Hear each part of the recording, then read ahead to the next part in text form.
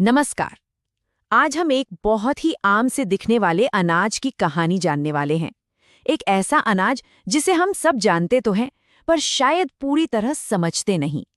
ये कहानी है मक्के की, एक साधारण से दाने की एक असाधारण यात्रा। अच्छा, तो कहानी शुरू होती है इसके नाम से। मक्के को एक बहुत बड़ा टाइटल दिया गया है, अनाजों की रानी। और ऐसा क्यों? क्योंकि इसकी पैदावार करने की क्षमता सच में हैरान कर देने वाली है। पर सवाल ये उठता है कि क्या ये ताज वाकई इसके सिर पर सजता है? चलिए पता लगाते हैं।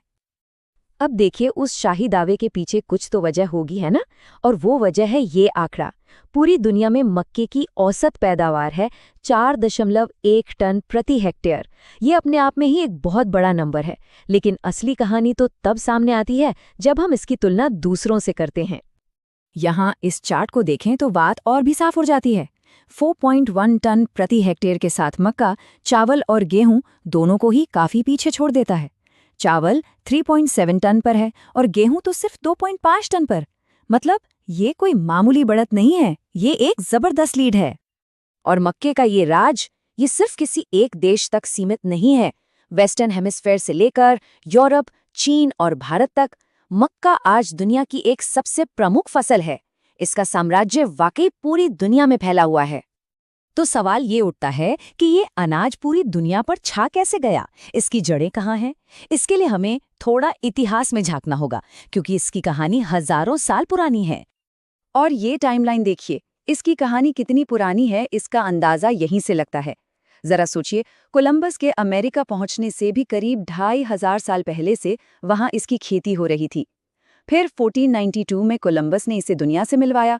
17वीं सदी में ये भारत आया और फिर देखते ही देखते चीन और ईस्ट इंडीज तक फैल गया। क्या कमाल का सफर रहा है।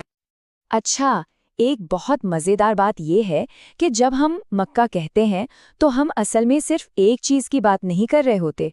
ये तो एक पूरा भरा पूरा परिवार है और हर सदस्य की अपनी एक अलग पहचान है, अपना एक अलग काम है। तो चलिए मिलते हैं मक्के के इस शाही परिवार के कुछ खास सदस्यों से। सबसे पहले है डेंट कॉर्न, जिसके दाने पर एक छोटा सा गड्ढा होता है। ये अमेरिका में सबसे ज्यादा उगता है। फिर है फ्लिंट कॉर्न, जिसकी बाहरी परत पत्थर की तरह सख्त होती है और ये भारत में सबसे आम है। और हाँ, पॉपकॉर्न को कौन भूल सकता है। और आखिर में है स्वीट कॉर्न, जिसके मीठे दानों का इस्तेमाल हम सब्जी के तौर पर या कैनिंग के लिए करते हैं। अब ये तो हो गई इसके परिवार की बात, पर एक बीज से इतना बड़ा पौधा बनता कैसे है? चलिए इसके जीवन के सफर को समझते हैं कि ये कैसे एक नन्हे से बीज से एक मजबूत पौधे में बदल जाता है। तो ये सफर शुरू होता है एक छोटे से अंकुर से। फिर आती है ग्रैंड ग्रोथ स्टेज, जब ये बहुत तेजी से बढ़ता है। इसके बाद होती है टैसलिंग और सिल्किंग, जब पौधे पर नर और मादा फूल आते हैं, जिनसे बाद में भुट्टा बनता है। फिर सॉफ्ट डो स्टेज आती है और आखिर में मैच्योरिटी, जब फसल कटाई के लिए पूरी तरह तैयार हो जाती है। लेकिन कहानी सिर्फ खाने पीने तक ही नहीं है। अब कहानी में एक ऐसा मोड़ आता है जो शायद हमें हैरान कर दे। मक्के की एक छिपी हुई ताकत भी है जो हमारी रोजमर्रा की जिंदगी पर ऐसे असर डालती है जिसका हम अंदाजा भी नहीं लगा सकते। जरा इस लिस्ट पर नजर डालिए। स्टार्च, ग्लूकोज, इथेनॉल मतलब बायोफ्यूल। यही नहीं, कागज, कपड़ा, दवाइयाँ, कॉस्मेटिक्स और यहाँ तक कि खाने का तेल तक, ये सब कुछ मक्के से बनता है। मक्का एक बहुत बड़े इंडस्ट्रियल साम्राज्य की नींव है, जिसने इसे हमारी मॉडर्न इकोनॉमी का एक जरूरी हिस्सा बना दिया है।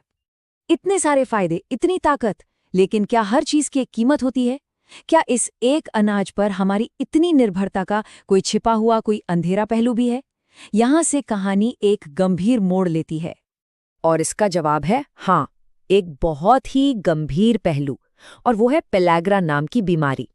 ये नियासिन की कमी से होती है और अक्सर उन जगहों पर देखी जाती है जहां लोगों का मुख्य भोजन सिर्फ मक्का होता है। जानते हैं ऐसा क्यों? क्योंकि मक्के के प्रोटीन जीन में कुछ बहुत जरूरी अमीनो एसिड्स की कमी होती है। और इस बीमारी के लक्षण काफी गंभीर हैं, डायरिया, स्किन प्रॉब्लम्स और यहाँ तक कि डिमेंशिया भी। तो देखिए, यह है मक्के की कहानी का असली द्वंद्व। ये एक सिक्के के दो पहलुओं जैसा है। एक तरफ है इसकी बेहिसाब ताकत, ये सबसे ज्यादा पैदावार देता है, लोगों का और इंडस्ट्रीज का पेट भरता है और हर तरह के माहौल में ढल जाता है। वहीं दूसरी तरफ है इसकी एक बड़ी कमजोरी। इसमें कुछ जरूरी पोषक तत्वों की कमी है जो पेलाग्रा जैसी बीमारियों को जन्म दे सकती हैं। तो आखिर में ये सवाल हमारे सामने खड़ा होता है कि ये अनाजों की रानी है क्या? एक मेहरबान शासक जो दुनिया को खिला रही है, या फिर एक ऐसा तानाशाह जिसकी मांगे भी हैं और जो एक कीमत भी वसूलता है? दुनिया की सबसे ज्यादा पैदावार देने वाली इस फसल की कहानी हमें इसी सोच के साथ छोड़ जाती है।